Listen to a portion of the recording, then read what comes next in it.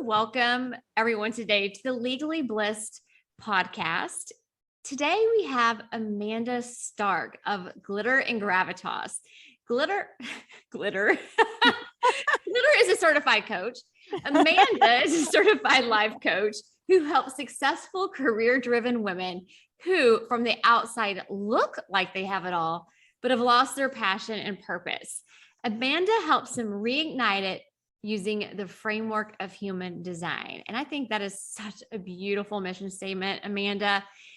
First of all, you are a former lawyer, correct? That is correct. Yes. So do you want to tell us anything about your past life? Sure. Or is it in the past and you're like back there gone, we're moving on? Nope. I can totally talk about it. Yeah. So your listeners might find this amusing. I actually signed up for the LSATs on a whim. I had no intention of going to law school. I was raised in a family of lawyers and couldn't sleep one night back in the dark ages with dial-up internet. And I got out of bed at like 3 a.m. and connected to the internet and registered for the LSATs and didn't tell anybody except my sister because I needed to stay with her the night before because it took place at her college. And so anyway, that led me on a 15-year career path of being an attorney and with a break in between to be a stay-at-home mom. So I was a stay-at-home mom for 5 years. And then I actually, when I came back to work, I ended up kind of by accident in this very niche market area of the law doing healthcare compliance for ambulance services. So fire departments, private EMS agencies, not something that most people spend any time thinking about, but then I was in-house for a company that did that and then ended up working for a firm, the only one in the country that does that type of law. So fascinating. That very tiny corner of the law, I was pretty famous for a while. That's awesome. That's cool. Did you enjoy it? I did, right up until I didn't, but that's pretty typical. So tell us about it. Yeah, there were so many parts of the job that I really liked. I loved my clients. I got to travel quite a bit, which sounds more glamorous than it is.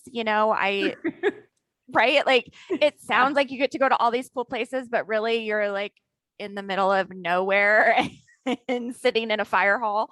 Yeah. So, not as fun as it sounds. And I was actually telling a friend yesterday, one day I got back, I live in Chicago and I flew into O'Hare Airport, which is a huge airport if nobody's ever been there. And I got to baggage claim, went to check the screen to see where my bag was going to come out and couldn't remember where I'd just been. Like, no idea. That's it, right? Yeah. Yeah. I was like, oh, I'm traveling way too much, but yeah, I did like parts of it. Part of the travel was speaking at conferences and events, which I loved doing. I loved the training and education piece of it.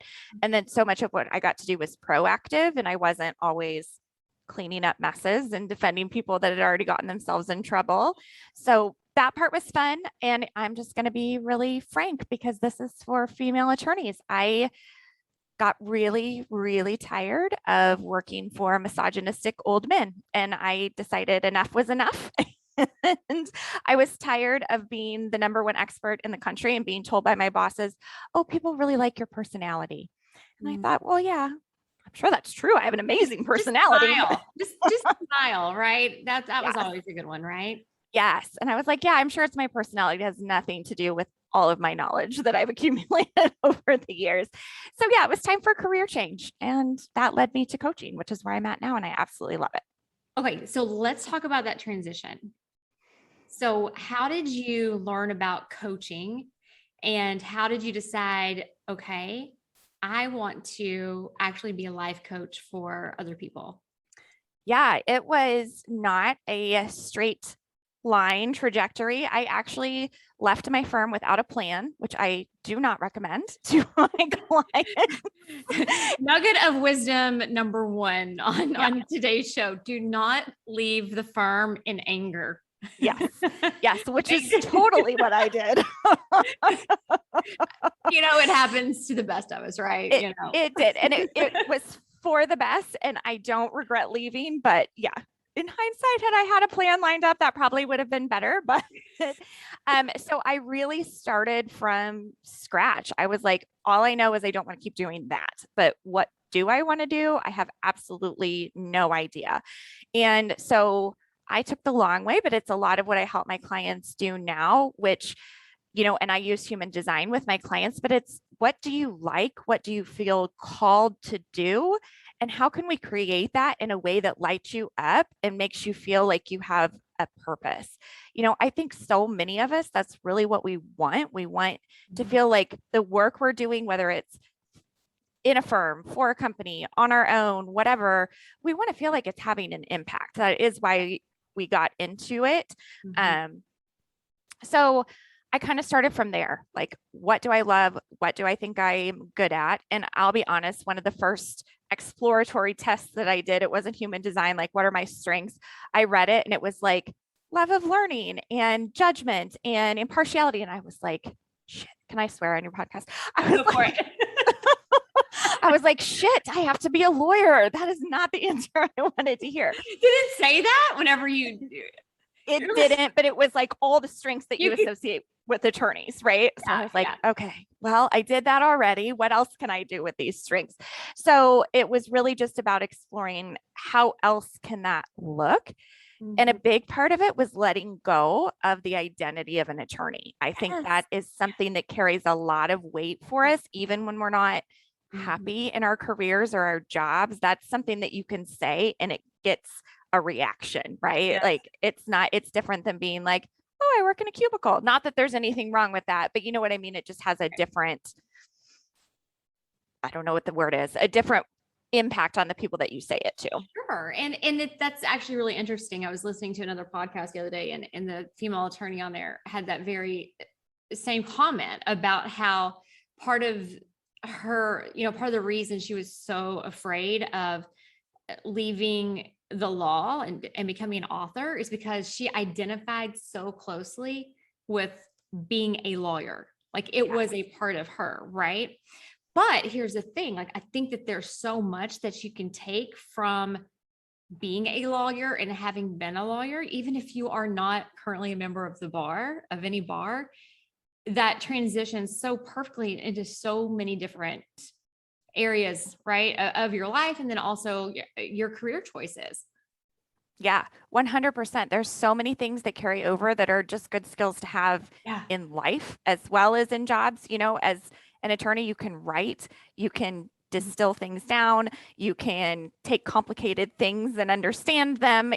There's a lot of plus memory for details, paying attention and listening. There's so many things that transfer to so many careers. We just have to get it out of our heads that, oh, I went to law school, so I have to be a lawyer. And that's the only thing that I can do. Right. Yeah. Another skill I'm thinking of is like negotiating, being able to negotiate things. So like if you're a lawyer and then you're like, okay, well, I'm going to start a business, right? And it happens to be brick and mortar. Like you have negotiating skills.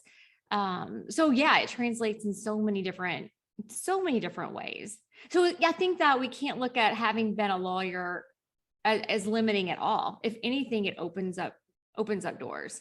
Yeah, I completely agree. I heard on a podcast, it was a doctor who was saying it, not a lawyer, but I think it's very similar in terms of how you identify as your profession, that she said when she was transitioning to become a coach, a big part of her self-concept work that she had to do and where she really felt like she finally had made the transition is she went from being a doctor who happens to be a coach to a coach who happened to have gone to medical school. And I heard that and it was like, my brain exploded. I was like, yes, that is exactly how I want to feel. Like I'm a coach that happened to go to law school and I have some skills that carry over from my previous career. I absolutely love that. So that's really interesting because it really, like you taking that doctor's thought, right? Like you kind of pick that up and put it into your own situation. And thought work is something that we do a lot of work around, right? As life coaches. So that's great that you're able to pick up on that and say, hey, wait a second, like I can apply that to me. Yes. Yeah, amazing. 100%. I was so thrilled that I heard that. I was listening to this podcast way after it originally aired, Yeah. but it had that person's link in the show notes. And so I actually tracked her down on Facebook and sent her a message and just said, thank you so much for saying that. That had Ah, such an impact on me when I heard it. And I just wanted you to know. that's so good that you did that. I'm sure that made her day. Well, I like to think so. I would love it if somebody did that to me, but I I just know. was so grateful Yeah. to Yeah. have heard it that I was like, Yeah. oh my gosh, this is just been life-changing for me. I was so glad I heard that. I love it. Okay. So I've got a couple of questions about your business specifically. Okay. You mentioned human design a couple of times, and I got a beautiful newsletter from you this past week, and it was amazing. And then you had at the bottom of the email kind of your mission, and you mentioned human design. And what I thought was really interesting about it is you capitalized human design. So tell us a little bit about what that means to you. What is human design? Yeah, so it is something that I just fell in love with when I discovered it. And I'm sure a lot of your listeners can relate. As lawyers, when we get excited about something, right, we just want to learn all about it. Like, All the things. oh my gosh, let me read everything I can get my hands on. So that's where I was with human design. I was like, what is this amazingness? And so actually, it's funny, behind my Zoom screen right now, I have a client's human design reading that I'm working on. Oh, that's cool. So human design is, in a nutshell, it's similar to astrology. It's based on astrology, the Jewish Kabbalah, and the Chinese I Ching. So it combines those three, I'll say like Eastern mystical practices. But in my mind, because I am not I would not have considered myself super spiritual and woo, although it turns out I actually am. It was a hidden part of me. But, It's in there. It's in yes. there. But as a logical, right-brained, Yeah. compliance attorney, right? It has so many practical purposes. Like what I love about human design is when you learn about it, I don't want to throw out a ton of words that people aren't going to know what I'm talking about, but in human design, you have a profile, you have a type, and those at the very high level, and that guides your strategy, how you do things, how you interact with the world, and how you show up. So for me, my profile means that I like to learn all the things, and then I have to experiment with them myself. So for example, not only did I do all the readings, but I was like read all the books, but I was getting charts from all of my friends and being like, hey, give me your birthplace and time. I want to do a human design reading for you, just because I wanted to play with it and see how it comes up. But how I use it with my clients, sorry, you asked me human design and I could talk about this for hours. Oh, this is fascinating. Yeah, this is exactly what we want to know for sure. Yeah. Yeah. So how I use it with my clients is we really look at how are you showing up? Are you following your strategy at a high level? And then also, what are some recurring themes that pop up in your chart? So for example, I did a reading recently where one of the recurring themes was starting but not finishing. So having that really high excitement level to get started and then not having the energy to carry it through. So then we look at, okay, how can you use that in its natural form to help you in your life, in your business, in your career, right? This particular person happened to be an entrepreneur, but I mean, it works in terms of just your career path as well. For example, like in the legal realm, maybe you are somebody who does client intakes and brings clients in, but when it comes to doing their actual transactional work, that's not your strong suit because you've lost that excitement and energy for it. And that's such great awareness, right, for people, not only in kind of their professional life, but also just their personal life as well. Where am I starting things, right, and maybe actually not finishing them? That's right. Cool. Yeah, exactly. And even some of those things that can seem more like challenges, like, you could read that as like, I don't follow through on what I start. But a lot of times that comes with, if we're doing things that are aligned with our purpose as created within our human design, we can easily overcome those challenges where we get put up against a wall is when we're not following our strategy. So like one of my signs that I'm not following my strategy can be frustration, right? That I just feel like no matter what I'm doing, I'm not getting anywhere, I'm not making any progress.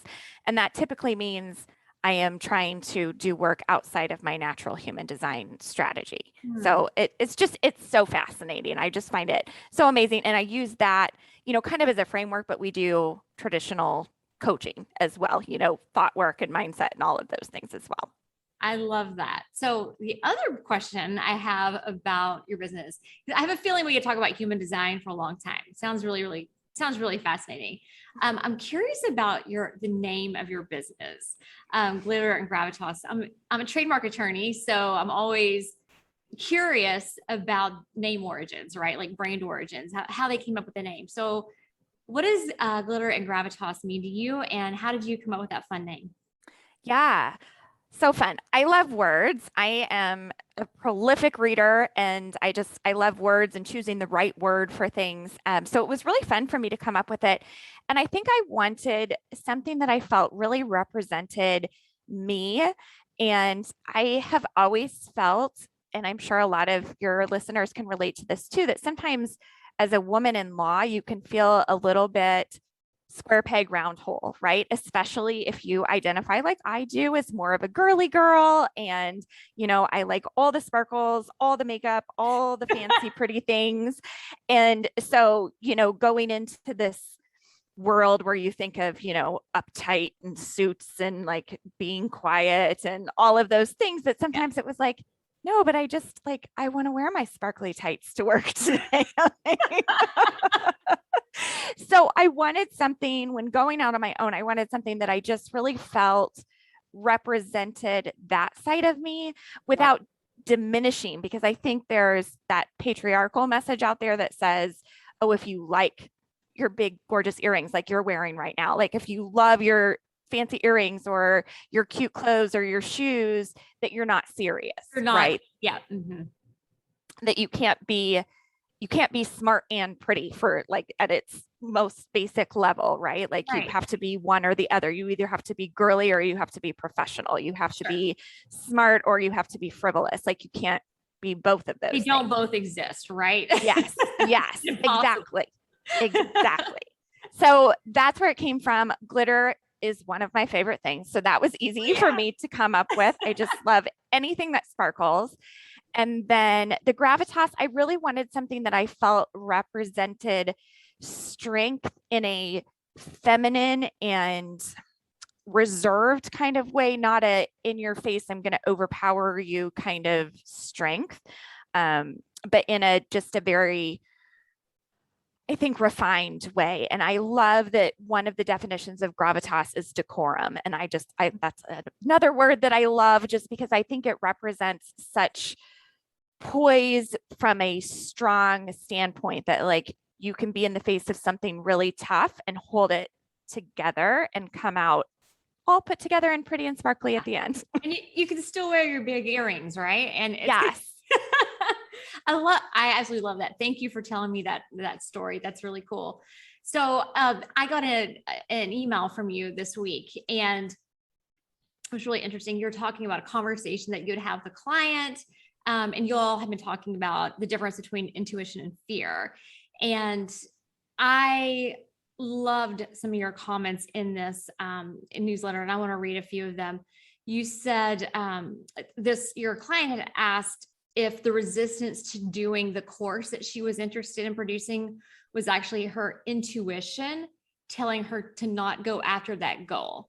Would you tell us a little bit about listening to your intuition, right? And kind of figuring out,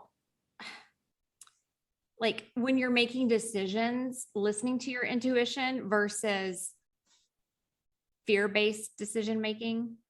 Yeah. Yeah. 100%. Your thoughts about that? Yes. So intuition shows up differently for different people, depending on your human design. So some people, it speaks to you and you got to listen. Other times it comes to you and it's like, okay, I hear that. Let me ride it out, right? Like, let me have a good day with it and a bad day with it and see if it still feels like a good decision. But for everyone, right, intuition comes to you where it just feels like a compulsion or like a niggling thought that won't go away.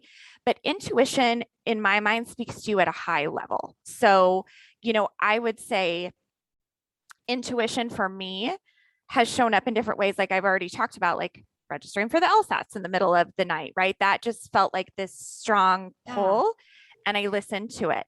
Now, was it fun to fill out applications? Was it fun to study for the LSATs? Was law school fun? No, not at all. But the intuition pull was there to pursue that path. So we have to be able to be willing to listen to our intuition, but also understand that our brains don't like us to do hard things, right? So you can say, yeah, I really want to go after this goal. Like in my client's case, it was becoming a sommelier. And so that's something that I really want to do. I want to go after it. But to sit down and like learn about grapes for hours on end online, not the most exciting thing I can imagine doing with my day, right? I would much rather watch Netflix or work out or do something else. Or actually taste wine, right? Yes. I'd rather drink the wine than learn how it's made. Why do I have to? Yeah. I thought this was all going to be drinking wine with other people. Right? Can you just not pass this to me like through the computer screen these days? It's awesome. Right. And so that is, so that's kind of what came up for this client. Like, I really just thought it was my intuition that I wanted to follow this. I wanted to go after this goal, but I just cannot make myself sit down and do this online course. So that's your human brain being like, yeah, that doesn't sound fun. Let's do something else today instead. That's not necessarily your intuition speaking to you. Where the intuition comes in is like, if, maybe like if I saw some advertisement or came across the opportunity to study to be a sommelier, that probably wouldn't call to me, right? I wouldn't be like, ooh, that's something that I really want to do.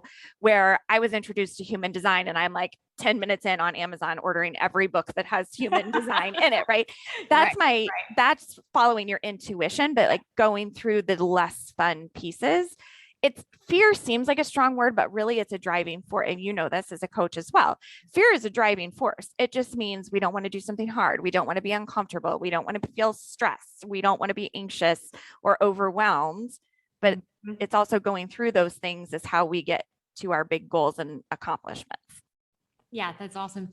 So can you talk a little bit about the intersection of human design and intuition? Maybe like do people have, I guess my question would be, do some people have more innate trustworthiness when it comes to leaning into their intuition, right? Does that make sense? Versus some people who are just like, no, even though I hear this voice talking to me, I'm going to completely resist it.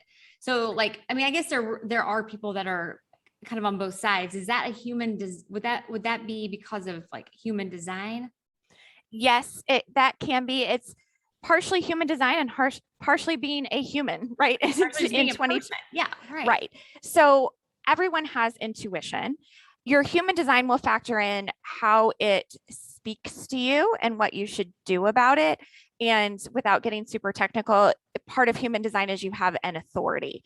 So depending on the type of your type, right, there's different authorities and that's how you respond. So for example, I have a emotional authority, which means when I have an intuition, I can feel a call like, yes, that is something that I think I want to do. But then I'm going to have a roller coaster of emotions basically about it. Like, oh yeah, I really want to do that. Oh my gosh, I don't know. Can I do that? Right. And it's going to go up and down. And so I have to essentially wait for the roller coaster ride to be over to be like, okay, is that still a yes? Is that still something that I want to do? Other people, depending on their design, don't have to experience that. They can just be like, I want to do that. Okay, sign me up. Right. So it just depends on your authority and how you should respond. But then there's also just being a human. And I would say even more so being a woman. We are, as women, we're kind of lauded for our intuition while also being told never to listen to it. Right. Yeah, that's true. So I think as women, if we're not in the habit of practicing listening to our intuition, then it can be really challenging to just adapt and be able to hear it. That's a practice. and to know when it's calling to you.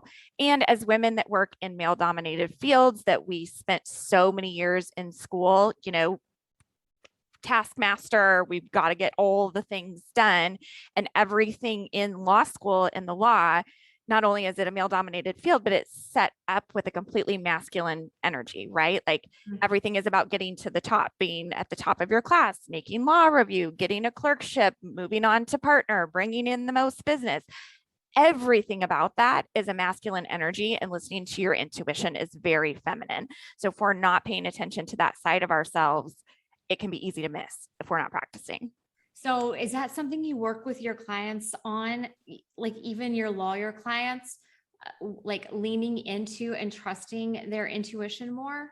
Because my question is, like, I know where I am on this, but my question is, where is there space in our practice as lawyers to lean into our intuition, right? Yeah.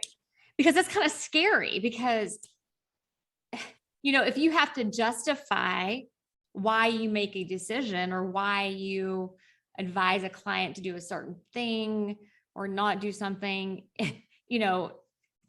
and maybe the advice wasn't the greatest, or they come back to you. I mean, you don't want to be like, oh, my gut said, oh, my intuition said, right? I mean, like I said, I know where I stand on intuition. It's grown. I trust it a lot more the older I get, but it does, like as a younger lawyer, I don't know if I would have ever been able to do that. So I'd love to know kind of your thoughts on that. Yeah, absolutely. So, and it depends on the type of law that you do. And, if you are lower level in a firm versus if you're at a company, I mean, there's all sorts of different factors, but off the top of my head, there's definitely ways you can always be listening to your intuition.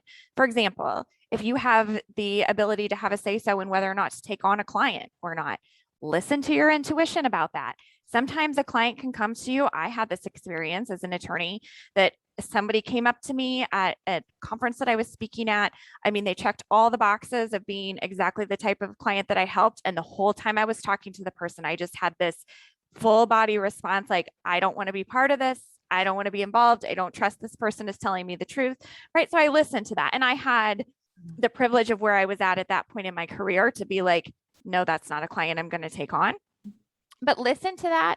And even if you don't have a say, those are things that you can investigate further, right? Do your due diligence on that client before the firm signs them, that kind of thing. Settlements is another perfect area where you can listen to your intuition, right?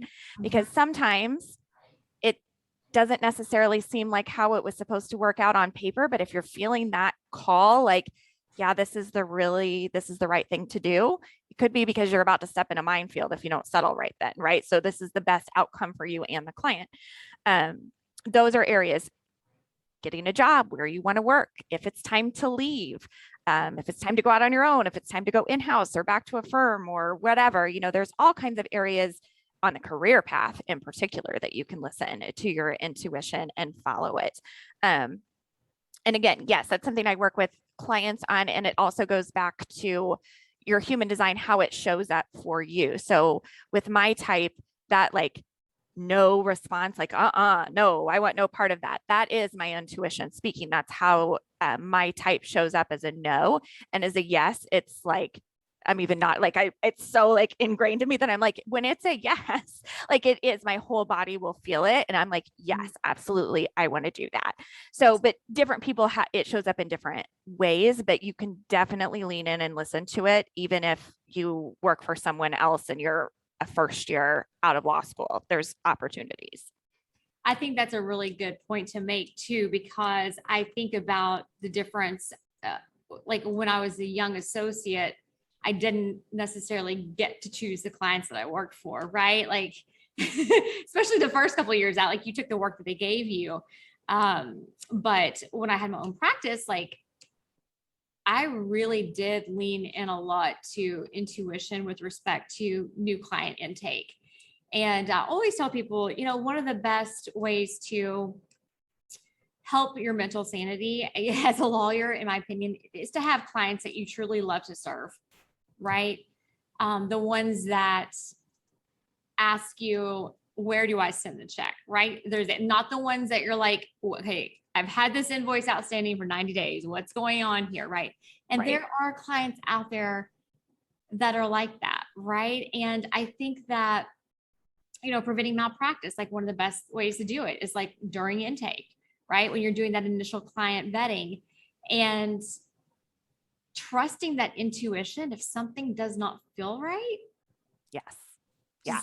Lean into that, right? You don't have to we second guess ourselves all the time. Like, oh, I'm overthinking this, or like, it'll be fine. Or I really like need the money with this prospective client, right? Like you hear a lot of that as well. And people always have these rationalities for pushing back that inner voice that they should really be listening to. Yeah, absolutely. I love how you said that, lean into it. And if it's on an intake, lean into that voice that's telling you to ask a different question or explore that a little bit more, because sometimes you can uncover it.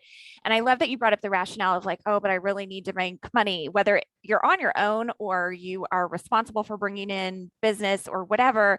There's always that pressure. But a lot of times if we're ignoring that voice in our heads that's saying, nope, we shouldn't be doing this. When you ignore it, it almost always ends up costing you more money in the long run than if you would have just said no and then went out and looked for another client that your intuition was saying, yes, I'll take that one. I like it better. Right. It's so true. It definitely ends up costing you in the long run, right? Like mental health or, lack of sleep and just so much anxiety. So can we get better at trusting our intuition? Yes, everybody can. It just takes practice and going back. And this is actually perfect time. I don't know when this is coming out, but when we're recording it, we are getting ready for a lunar eclipse. And that is actually tomorrow. And so that's Friday, November 19th. I don't know when this is coming out.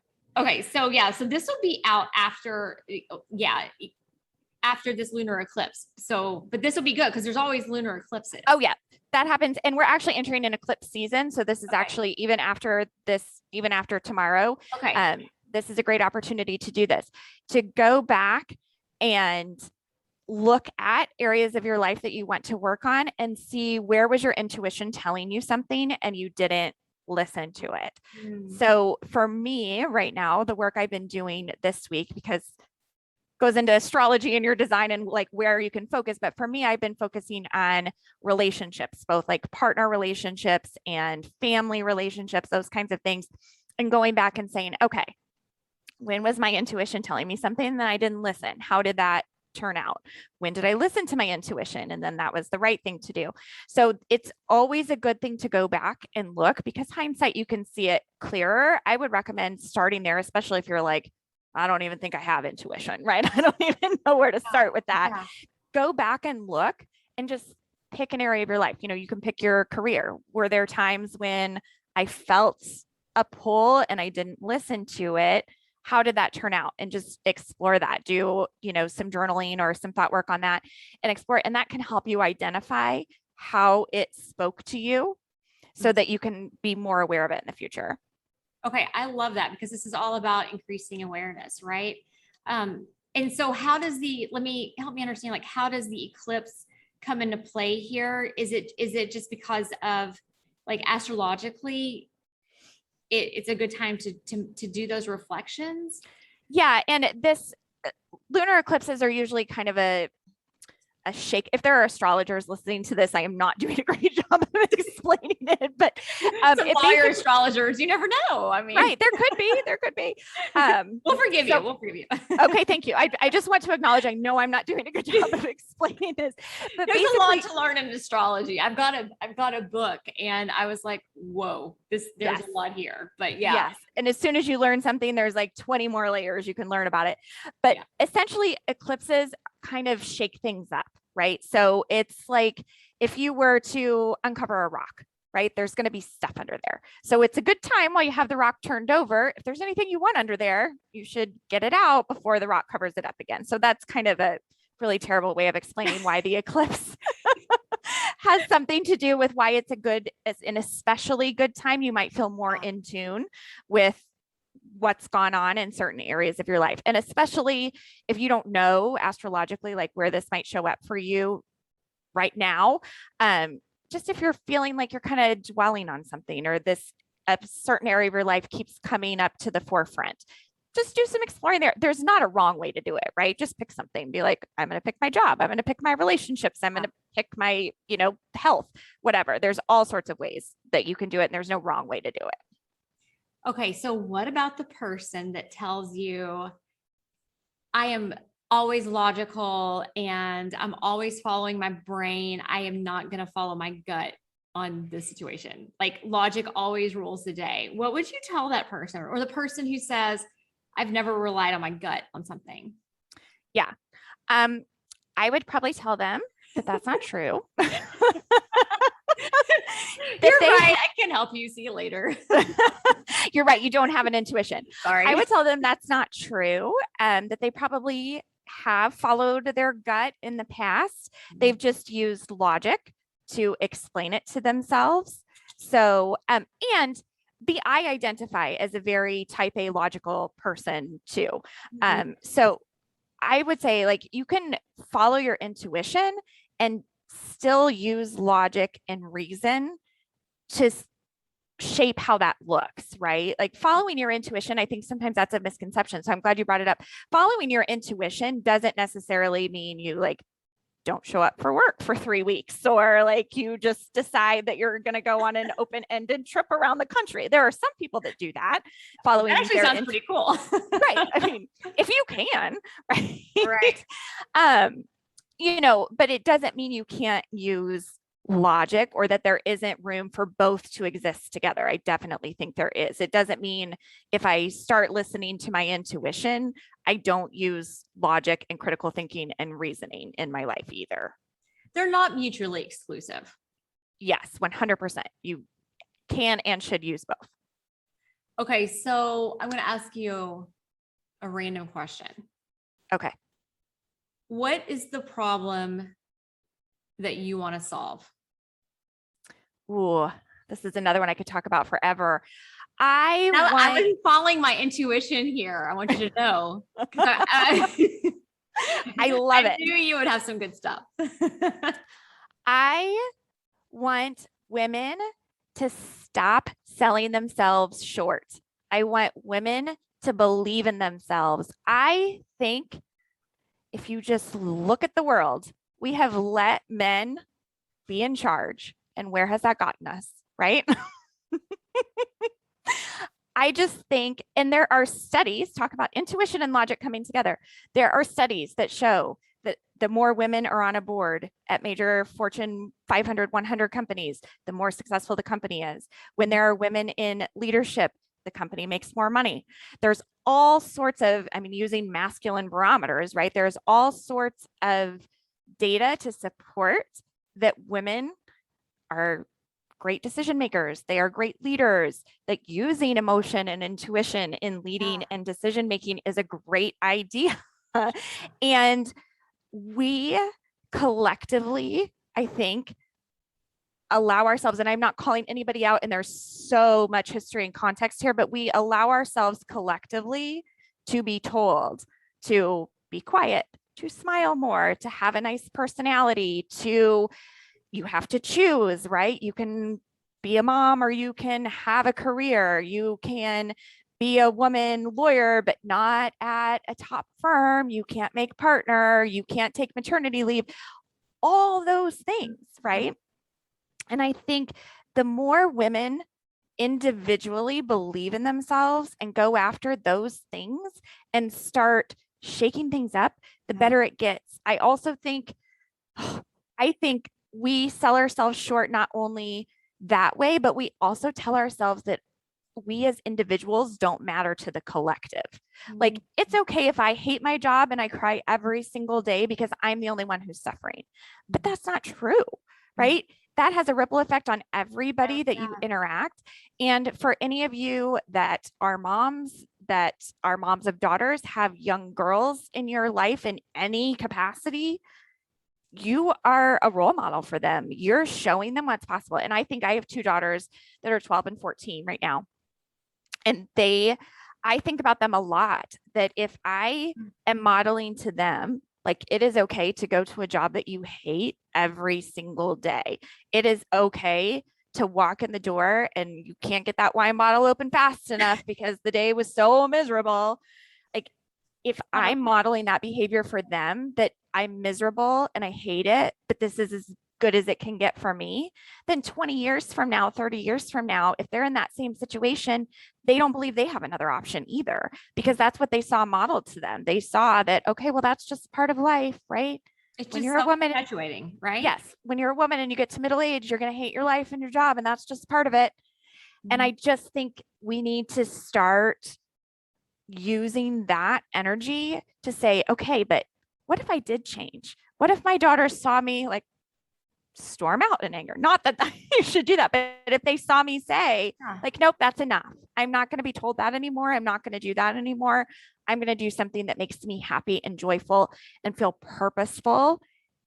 And I'm going to do that until I'm ready to do something else. And then I'm going to find something else that fills me with light and happiness every single day. And I feel like I'm doing something important in the world, right? That we always have those options, that we're not stuck because we made a decision at some point in our past, right? And I think as women, we take that on way too much. Sorry, like I said, that's another subject I could talk about forever. That was beautiful. And it's very interesting because I hear it all the time, right? It's like female lawyers feeling very, very stuck as a lawyer. And, oh, I've invested, all this time and money into my education and then all of this in my career. And they get to this point where it's that sunk cost fallacy as well. Like they don't see anything, they don't see options. Right. And I want women to understand that, having gone to law school and whether or not you're in a firm or not, like doors should be open for you. Right? The world is your oyster, right? You can go out and do so many things. You don't have to be in a position where you're miserable. And some people love big law, right? Like some people love being in the big law firm environment. That's what they really thrive in that atmosphere. But not everybody does. Right. So, and it's okay if you don't, and it's okay to always kind of be looking at what other possibilities are out there for you. And, your past doesn't necessarily determine your future. And this is something that we kind of learned as life coaches, right? Like the importance of being future focused when we make our decisions. Like our decisions aren't based on maybe a bad decision that we've, made in the past.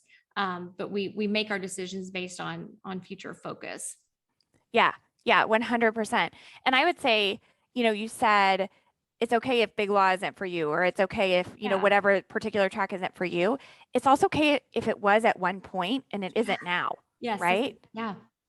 That you always get to change your mind. Yeah. Always. There's never a point where we're past that, where we can't change our mind and decide, nope, I don't want to do this anymore. And it doesn't mean what you did doesn't matter. It doesn't mean it doesn't count. It doesn't mean it was a waste of time. It doesn't mean you weren't doing the absolute best thing for you right up until the point where it wasn't. Right? Like, I think that's something that's really important. Like you said, sunk cost fallacy. Like, it's like, oh, but then I spent all that money and time on law school, or I worked my way up. I just made partner. Okay. You still did all those things. That's still an accomplishment that you get to keep, but you don't have to stay there. Yeah. It's an interesting mindset, right? That people have, right? And I think that it's just one of those, it's almost like a societal expectation, right? Like you went to this, this university, then you need to go work in big law and you need to climb the ladder, and then you need to have your corner office, right? As a partner, and your leather bound books and your big oak desk, right? And some people are just like, I don't want to do that, right? Like I want to do something totally different. And I think that you made a beautiful point too, that you can change your mind, right? Like we're always reevaluate all the time. Like, is this where I am in this moment? Does this make sense for me? I think that's really important. So I want to be really mindful of your time. Amanda, this has been so much fun. I've loved having you. Yes, this has been a fantastic conversation. Thank you so much. Oh, thank you. Let me ask you, where can people find you? I think that you might have a training, Get Unstuck. Do you still have your Get Unstuck? Yep. Yeah. Yep. So tell us about that and where people can find you on. I know that you're on Instagram and where else? Yeah. So I am on Instagram and Facebook. It's at Glitter and Gravitas. And that is also my website, glitterandgravitas.com. So easy to remember. And you can find me any of those places and reach out. I would love to hear from you if you listen to this podcast and let me know what you think. And then I do also have a free video training. It is called Get Unstuck in 3 Steps. It talks about a lot of the things we talked about here today. Growing your self-confidence, making decisions and acting on those decisions and being, focused on what you want next. It's just 3 really short videos. They're all 3 less than 15 minutes. You can sign up on my website and get it. They come right to your email. So would love for you guys to check that out as well. Awesome. Thank you so much, Amanda. And I will definitely put links to that down in the description and the show notes. So thank you. Thank you again. It's been so much fun hanging out with you. Yes, you too. I've really enjoyed it. Thank you for inviting me. It's fun. Thank you. Bye-bye. Bye.